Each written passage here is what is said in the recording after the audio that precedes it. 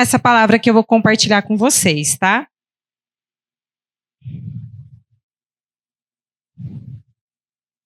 A gente vai abrir Êxodo 1 primeiro. Êxodo 1, do 6 a gente vai ler até o 12. A gente vai meditar hoje um pouquinho através da vida de Joquebede, a mãe de Moisés. Dá para colocar NVI? Dá-me? É a minha NVI.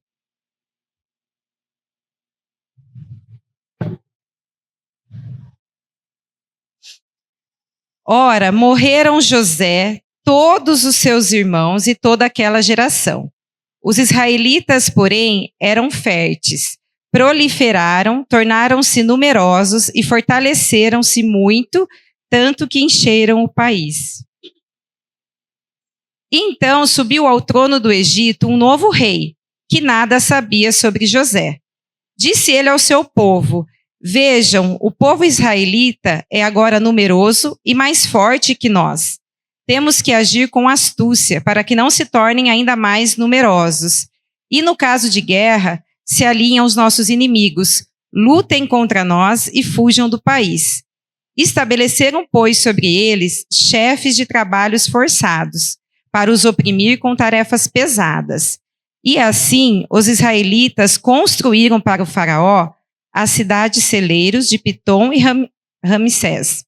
Todavia, quanto mais eram oprimidos, mais numerosos se tornavam e mais se espalhavam. Por isso os egípcios passaram a temer os israelitas e os sujeitaram à cruel escravidão. Então eu li essa passagem para a gente entender o contexto em que Joquebede está inserida, né? Então ela está vivendo tempos difíceis como escrava, sendo oprimida, ela e todo o seu povo. E aqui quando ele fala, né, que a geração de José morreu, que o povo tinha ido para o Egito em busca de comida, né? Então José, governador do Egito, era conhecido, mas aqui já ninguém sabe mais quem é José. Então são outros tempos.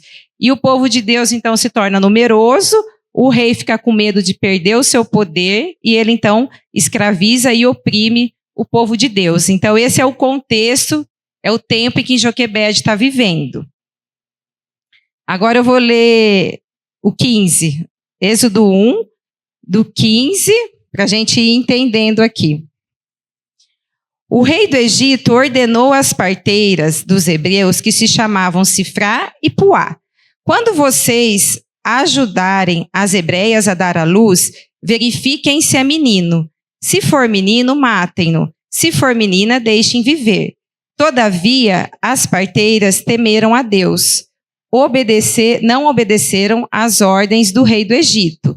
Deixaram viver os meninos. Então, o rei do Egito convocou as parteiras e lhes perguntou: por que vocês fizeram isso? Por que deixaram viver os meninos? Responderam as parteiras ao faraó: as mulheres hebreias não são como as egípcias, são cheias de vigor e dão à luz antes de chegarem às parteiras.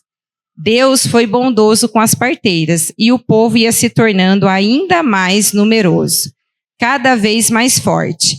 Visto que as parteiras temeram a Deus, ele lhes concedeu que tivessem suas próprias famílias. Por isso, o faraó ordenou a todo o seu povo: lancem ao Nilo todo menino recém-nascido, mas deixem viver as meninas. Então aqui a gente continuou entendendo o contexto de Joquebede. A primeira lição que eu tiro já desse contexto é que Joquebede era escrava, certo? Nós, sem Cristo, nós somos escravos também. Escravos do pecado, escravos da angústia, escravos da ansiedade, do medo, da vingança. É assim que nós somos sem Cristo, escravizados, temos nossas almas escravizadas. Então, e em Cristo somos livres, né? Carregamos em nós a esperança que é o Senhor e precisamos compartilhar essa esperança com outros para que a gente possa levar outras pessoas que estão presas no pecado a essa liberdade, a viver essa liberdade no Senhor. Então a gente também somos escravos sem o Senhor. Essa é a primeira lição que eu tiro da história de Joquebede. E o que me chama muita atenção aqui, nessa parte são 2 pontos. Quando fala que o faraó oprimiu e o povo continuou se tornando mais numeroso, né? Aqui a gente pode contemplar a soberania do Senhor. E faraó decretou morte, mas o Senhor decretou vida e abundância. E é a palavra dele que vai permanecer, não é a de faraó, né? Então, independente do contexto que a gente viva, vai acontecer o que Deus determinou. E nós precisamos crer nessa verdade, né? Ser guiado por ela, independente do contexto que a gente esteja inserido. E ao meditar na história toda de Joquebede, a gente vai ver que essa mulher, ela se posiciona debaixo dessa crença, dessa fé de que Deus está no controle de todas as coisas, né? E nós vamos ver isso durante toda a história dela. Outro ponto que me chama a atenção é quando fala sobre as parteiras.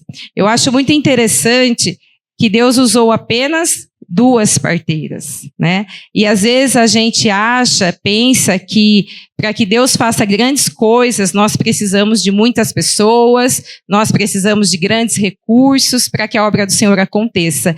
E aqui o Senhor fez uma grande obra. Ele não só preservou a vida de vários bebês meninos, como ele preservou a vida do futuro libertador de Israel. E para isso ele usou somente 2 parteiras. Ele não precisou de grandes recursos, ele não precisou de uma multidão para fazer esse trabalho. Ele escolheu usar apenas 2 mulheres que se posicionaram de acordo com a sua vontade, de acordo com a sua palavra, porque aqui fala que mesmo depois da ordem de Faraó, elas decidiram obedecer ao seu Senhor e não obedecer ao faraó. Então, 2 mulheres, elas correram ali o risco de serem mortas por não obedecerem à ordem de faraó.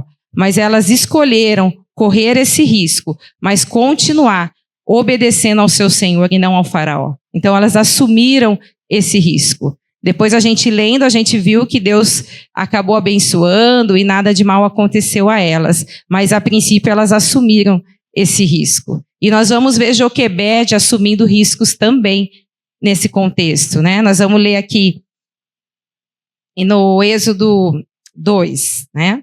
Antes disso eu quero colocar mais um ponto que me chamou a atenção, sobre essas parteiras. Então, se Deus precisou apenas de 2 parteiras para fazer o que ele tinha que fazer, isso ensina para mim e para você que Deus, ele, como eu falei, ele não precisa de muitas pessoas. Deus não trabalha com multidões, Deus trabalha com discípulos. Percebe a diferença? Porque a multidão ela ouviu os milagres, ela ouviu as orações de Jesus, ela viu Jesus, mas ela não tinha vida com Deus. O Senhor caminhou com os seus discípulos de perto, o Senhor não caminhou de perto com a multidão. Então, quando a gente olha para Jesus, ele deixou a continuidade do seu ministério para os seus discípulos e não para a multidão, certo? Então, Deus, grave bem isso, Deus não trabalha com multidões, Deus trabalha com quem é discípulo. Se você é discípulo, é com você que ele vai contar, é você que ele vai usar. Deus não está preocupado com quantidade de pessoas. Amém? Então, esse é o primeiro ensino que fica para mim, que eu creio que fica para toda a igreja, porque às vezes vem mentiras na nossa cabeça, enganos que eu creio que é de Satanás mesmo, colocando que a gente não é capaz de fazer determinadas coisas, porque a gente não tem isso, porque a gente não tem aquilo, porque são poucas pessoas. Então, a gente vai colocando barreiras na nossa mente de que não vai dar certo. E quando eu olho aqui e vejo 2 mulheres dando conta de fazer o que Deus as levantou para fazer nesse contexto, isso deve nos encorajar a fazer aquilo que Deus colocou no nosso coração, que tem que ser feito. Amém? Então, grave isso. Deus caminha com discípulos. Quando eu olho para outras personagens da Bíblia, eu vejo vários personagens que Deus usou 1 ou 2 pessoas para fazer o que ele tinha que fazer, né? Como a gente meditou lá no acampamento a história de Davi. Precisou apenas de Davi e uma pedra para matar o gigante. Deus não usou grandes coisas, né? Porque ele é soberano. Quando a gente olha para a história de Esther, né, todo o povo ali ia ser morto, mas Deus levanta Esther e Mardoqueu, e através desses 2, Deus salva todo aquele povo da morte. Precisou apenas de Esther e Mardoqueu. Não precisou de uma multidão de pessoas. Precisou de 2 pessoas que tinham um coração alinhado ao coração do Senhor, que tinham um pensamento alinhado ao pensamento do Senhor, que tinham suas vontades alinhadas às vontades do Senhor. Quando a gente olha até mesmo para Jonas, que o pastor pregou esses dias, né, que ele nem queria ir pregar em Nínive. Os ninivitas estavam condenados à morte. Mas o que Deus levanta Jonas, um homem que nem queria ir, né? É até engraçado, ele nem queria ir.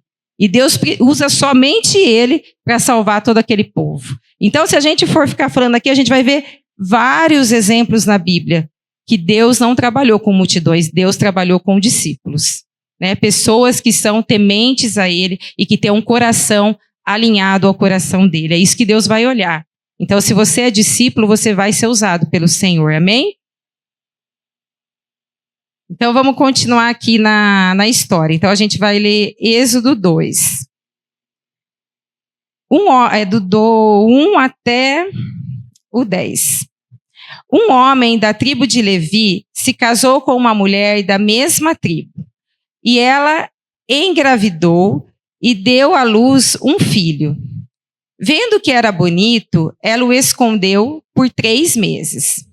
Quando já não podia mais escondê-lo, pegou um cesto feito de junco e o vedou com piche e betume. Colocou nele o menino e deixou o cesto entre os juncos, à margem do Nilo. A irmã do menino ficou observando de longe para ver o que lhe aconteceria. A filha do faraó descera ao Nilo para tomar banho. Enquanto isso, as suas servas andavam pela margem do rio. Nisso viu o cesto entre os juncos e mandou sua criada apanhá-lo. Ao abri-lo, viu um bebê chorando. Ficou com pena dele e disse: "Esse menino é dos hebreus." Então, a irmã do menino se aproximou e perguntou à filha do faraó: "A senhora quer que eu vá chamar uma mulher dos hebreus para amamentar e criar o menino?" "Quero", respondeu ela. E a moça foi chamar a mãe do menino. Então a filha do faraó disse à mulher: "Leve este menino e o amamente para mim, e eu pagarei você por isso." A mulher levou o menino e o amamentou. Tendo o menino crescido, ela o levou à filha do faraó, que o adotou e lhe deu o nome de Moisés, dizendo: "Porque eu o tirei das águas." Então aqui a gente vai começar a meditar propriamente na vida de Joquebede, o que a gente, enquanto igreja, pode aprender com essa mulher que eu acho ela incrível. Só beber água.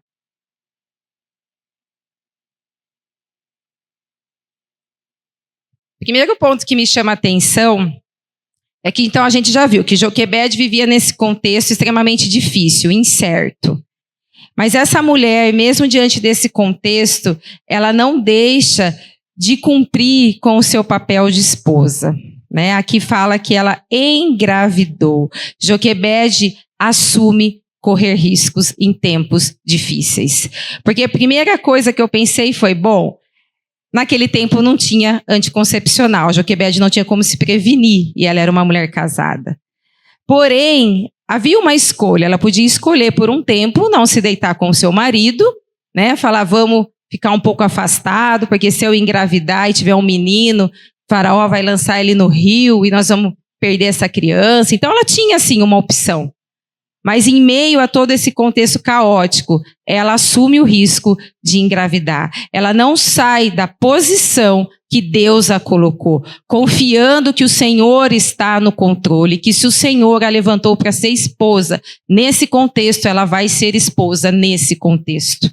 Esse é o posicionamento de Joquebede. Aconteça o que acontecer, ela não sai da sua posição. Ela permanece.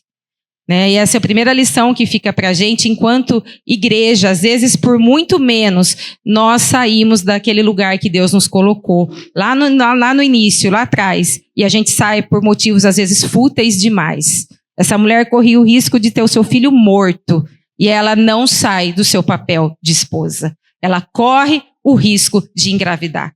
Ela chama para si a responsabilidade que Deus deu para ela. Em momento algum, a gente vai ver na história de Joquebede essa mulher desesperada, essa mulher com medo. Então, o que eu aprendo com ela, para mim, é um legado de fé mesmo. Essa mulher tinha uma fé incrível, inabalável, de fazer o que Deus a colocou para fazer, aconteça o que acontecesse. Então, esse é o primeiro ensinamento. E Joquebede, então, é chamada para gerar vida em meio a um contexto de morte. Faraó decretou morte, mas Deus, como eu falei, decretou vida e vida em abundância, e ela sabe disso. Ela crê nessa verdade. Então, o que eu aprendo com isso é que assim como Joquebede foi chamada para gerar vida em meio a um contexto de morte, de desgraça, nós, enquanto igreja, somos chamados para gerar vida em meio a um contexto de morte e de desgraça, porque esse é o destino daqueles que não têm a Cristo. Nossos amigos, nossos familiares, nossos vizinhos, muitas vezes até nossos próprios irmãos que estão dentro da igreja, mas ainda afastados do Senhor, né? E nós não podemos virar as costas para isso, porque fomos chamados, assim como Joquebede, para gerar vida em meio a um contexto de morte. Então, que a gente nunca venha a se esquecer disso, a se distrair no meio do caminho, porque tudo vai culminar nessa missão. Nós temos nosso trabalho, temos nossa família, temos nossos afazeres, cada um aqui sabe da sua rotina.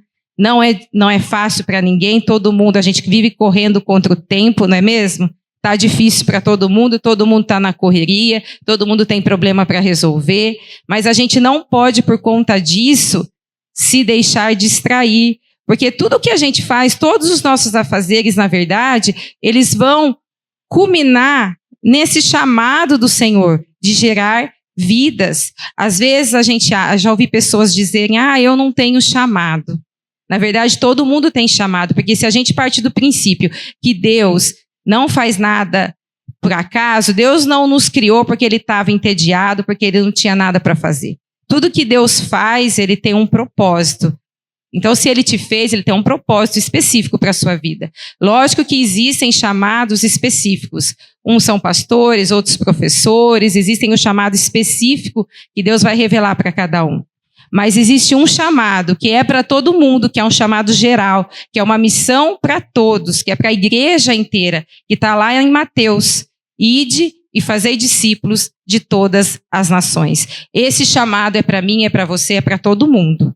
Então a gente nunca pode dizer que a gente não tem chamado, né? Se a gente lê a Bíblia, a gente sabe que esse chamado é para todos.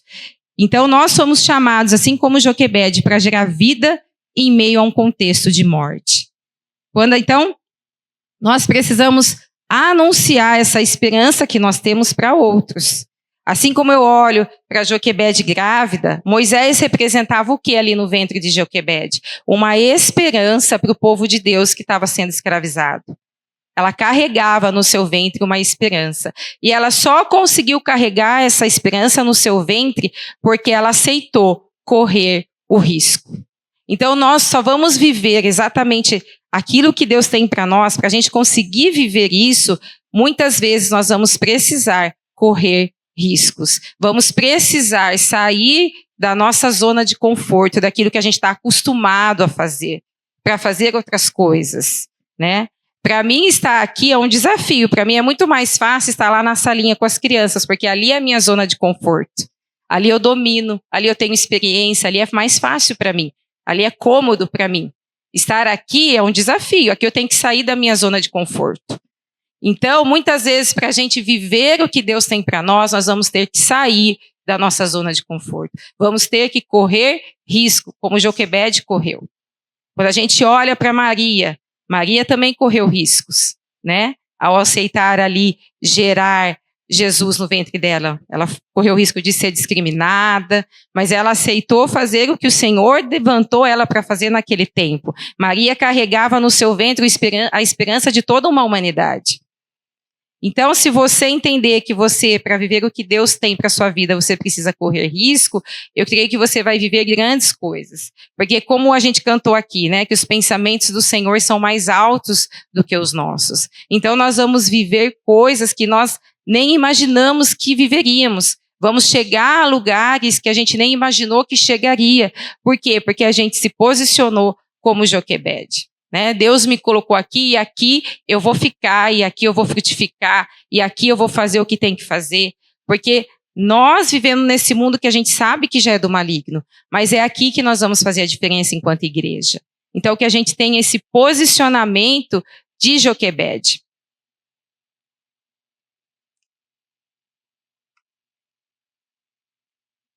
Então, Joquebede engravidou nesse contexto complicado. Ela escondeu esse menino. A Bíblia conta que ela escondeu esse menino por 3 meses. E depois ela vai fazer o cestinho dela lá de betume, de piche, e lançar esse cesto ao rio. Aqui, o que a gente consegue aprender, né? Ela escondeu o menino por 3 meses. Ou seja, ela fez aquilo que estava ao seu alcance. Aquilo que Deus nos chamou para fazer e já nos capacitou para fazer, Ele não vai fazer. Porque Ele vai contar que você vai fazer. Porque Ele já deu essa ordem, ide e fazer discípulos. Ele já deu o exemplo, porque quando Ele veio ao mundo, Ele também fez. Então, tudo que Ele pede para a gente fazer, Ele já mostrou como é que faz. Então, a gente já foi capacitado para fazer. Então, aquilo que está ao seu alcance, Deus não vai fazer por você. É esse ensinamento que eu tiro disso. Então, aquilo que estava ao alcance dela, ela fez. Ela escondeu esse menino por 3 meses. Quando ela não conseguia mais esconder, porque a criança vai crescendo, vai fazendo mais barulho, não dava mais para esconder, ela então começa a traçar um plano, uma estratégia. E ela então faz esse cestinho de piche, de betume. E o que será que tinha, quando eu olho para esse cesto de Joquebede, eu entendo que nesse cesto tinha muito mais que piche e betume. Nesse cesto tinha fé, tinha esperança, tinha amor, tinha cuidado, tinha zelo, tinha proteção. E nós, o que nós temos carregado no nosso cesto? Eu quero que a gente vá para casa refletindo nisso, porque isso vai determinar se a gente é multidão ou se a gente é discípulo. Então, o que você tem carregado no seu cesto? Você tem carregado excesso de trabalho, excesso de afazeres, excesso de preocupações que vão levar você a ter ansiedade? O que você tem carregado no seu cesto? Ou você tem um cesto recheado, como o de Joquebede, cheio de fé, de esperança, de confiança no Senhor, se dedicando a fazer aquilo que o Senhor a levantou para fazer, mesmo em tempos difíceis? Com certeza essa mulher na sua casa tinha que lidar com muitas faltas. Ela era uma escrava, seu marido era escravo. Imagine como era o contexto da época, o marido passava lá o dia trabalhando, apanhando. Como é que esse marido chegava em casa? Né? Com certeza, por muitas vezes, ele não chegava sorrindo na casa dele. E ela tinha que, como uma mulher sábia, edificar a sua casa. Né? Então, imagine com quantos conflitos Joquebede não tinha que lidar. Talvez falta de comida, deveria não ter tanta comida assim, eu imagino, por ser escravo, tinha aquele mínimo o suficiente, ou às vezes nem era o suficiente, e ela tinha também Miriam. Então, assim, imagine que se coloque no lugar dela, ela não vivia uma vida de rainha. Né? Nós temos uma vida muito melhor do que Joquebede. Né? Na nossa casa não está faltando comida, ninguém está apanhando para trabalhar, ninguém está tendo que lidar com um marido que sofreu no trabalho a ponto de apanhar. E mesmo assim, essa mulher permanece firme. Por isso que eu acho a história dela incrível e que a gente pode aprender muito com essa mulher. Então ela faz esse cestinho e lança ao rio. Esse ato de lançar ao rio, eu entendo mais uma vez como um ato de fé. E todas as coincidências que a gente vê a partir daqui, para mim, como eu falei da outra vez, eu não creio que são coincidências à toa. Para mim, essa mulher traçou esse plano aos pés do Senhor. Joquebede sabia muito bem o que ela estava fazendo quando ela lança esse cesto ao rio. E as coincidências comprovam isso, porque ela lança no rio Nilo, que é o mesmo rio que Faraó mandou lançar os bebês, certo? Faraó mandou lançar os bebês para serem devorados pelo jacaré, exatamente nesse mesmo rio que ela vai lançar o seu cesto. E depois, lá na frente, quem que está se banhando? A filha do Faraó. Eu não acredito em coincidências, como eu falei, eu acredito que ela traçou esse plano aos pés do Senhor, revelado ali pelo Espírito do Senhor. Porque é muita coincidência.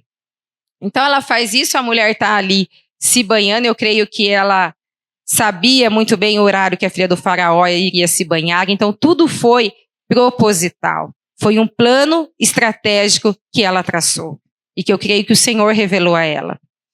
Então aí a gente conhece a história, ela coloca esse cestinho ali, esse bebê vai caminhando, e quem que vai acompanhando? Miriam, a irmã de Moisés, acompanha o caminho do cesto até chegar à filha de Faraó. E isso tem muito para nos ensinar, porque quando a gente conduz uma pessoa a Cristo, e essa pessoa, de repente, já aceitou Jesus, já está vindo na igreja, já foi batizado, a gente acha que a nossa missão ali foi cumprida. Mas, na verdade, não foi, porque até a gente aceitar Jesus, ser batizado, até a gente conseguir viver o propósito dele, há todo um caminho, há todo um processo ali.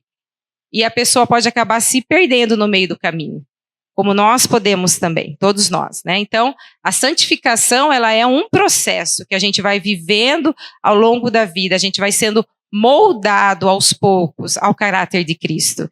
E a pessoa que a gente ganhou para o Senhor é da mesma forma. Então, nós precisamos acompanhar essa pessoa, o crescimento dessa pessoa. É o que Miriam está fazendo ali, acompanhando o seu irmão. Porque se alguma coisa desse errado no plano, ela estaria ali por perto, para que de alguma forma intervir. Então, isso tem muito a nos ensinar também. E então, a filha do faraó, ela pega ali esse bebê, e o que ela faz? A Miriam já está por perto, já aborda a filha do faraó, oferece para levar esse bebê para uma hebreia amamentar e depois trazer de volta. Então, esse é o plano.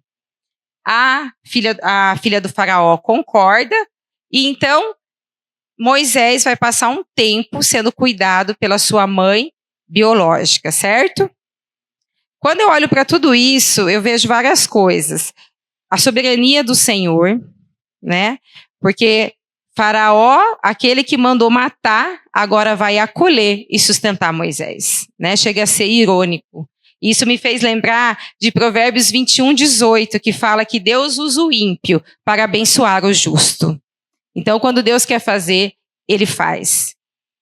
E me fez lembrar de Isaías 6:1, quando o profeta fala que viu o Senhor assentado em um alto e sublime trono. Então, aqui fica muito claro quem é que está no comando das coisas, quem é que está no comando da situação.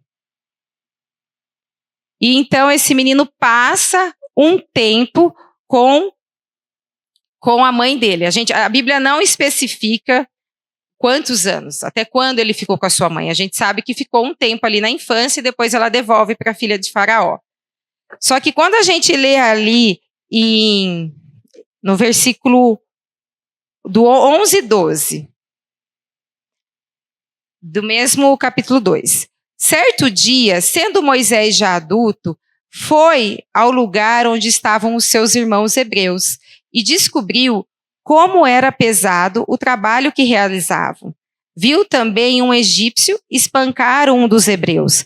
Correu o olhar por todos os lados e, não vendo ninguém, matou o egípcio e o escondeu na areia. Aqui, para mim, fica muito claro que o pouco tempo que essa mãe conviveu com o seu filho foi suficiente para ela semear algo tão forte no coração dele, que ele não se rendeu aos valores dos egípcios. Porque ele passou muito mais tempo vivendo no palácio do que com sua mãe. Então, para ele, deveria ser, se a gente pensar de forma carnal, deveria ser normal ver um hebreu apanhando, porque ele foi criado dentro do palácio. E isso era tratado lá como normal.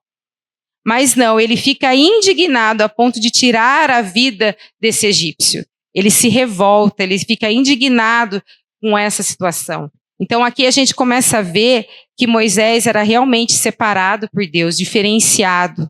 O pouco tempo que sua mãe conviveu com ele, ela foi capaz de influenciá-lo.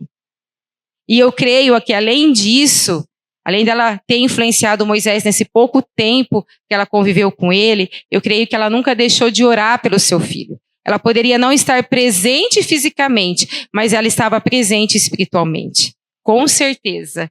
Então, aonde ela não podia estar, a sua oração chegou. Com certeza, ela nunca deixou de interceder pelo seu filho. Então, a gente vê aqui já um caráter diferenciado de Moisés. Moisés, assim como o Senhor, não admitia injustiça, né? E aí, o que nós podemos aprender aqui? O que fica para nós? Nós sabemos que vivemos num mundo que jaz do maligno, dominado pela maldade, pelo pecado. E como que a gente se comporta enquanto igreja, enquanto cristão, nesse mundo? Nos lugares que a gente frequenta, nos lugares por onde a gente passa. O que as pessoas podem dizer a nosso respeito? Nós somos pessoas que influenciam o outro para Cristo, ou nós somos pessoas que são influenciadas pelo mundo? O cristão, a gente vive esse desafio constantemente de vencer o pecado, de estar em um lugar e fazer a diferença, e conseguir influenciar aquelas pessoas e aquele lugar para Cristo e não ser influenciado pelo mundo. Se no meu cesto eu carregar mais prazer em estar no mundo, com certeza eu vou ser alguém que vai ser influenciado e não alguém que vai influenciar. E nós devemos ser pessoas que influenciam. Quando a gente olha lá em Tiago 4:4, fala que Jesus foi chamado de amigo dos pecadores. Realmente Jesus foi amigo dos pecadores, mas Jesus nunca foi amigo do pecado. A todo momento ele exortava as pessoas em amor, ele ensinava. Quando ele curava alguém, o que ele fazia? Por muitas vezes a gente lê isso na Bíblia. Ele curava e depois ele falava, vá e não peque mais. Então ele acolhia, ele amava, ele ensinava, ele exortava, ele caminhava assim junto com pecadores, mas ele nunca se corrompeu pelo pecado, e ele nunca deixou de ensinar que aquilo era errado, que aquilo era pecado, e que aquilo ia levar a pessoa para uma morte eterna.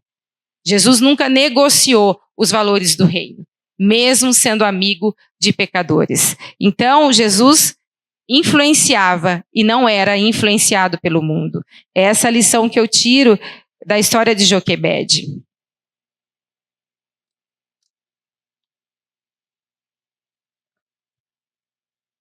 E eu quero compartilhar um testemunho que eu compartilhei com as mulheres e que eu gosto bastante. A Cíntia gosta também, que gosta de basquete.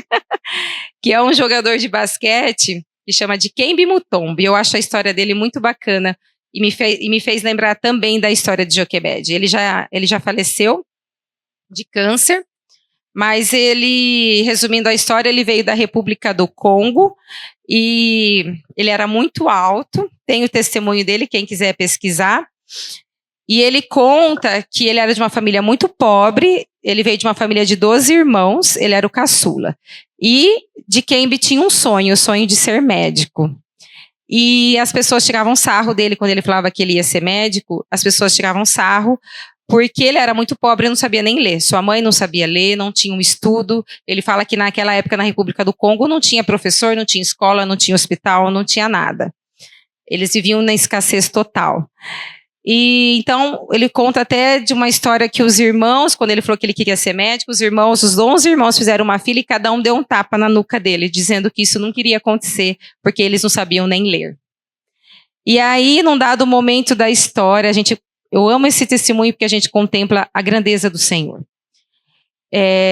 Num dado momento, passa um missionário pela República do Congo.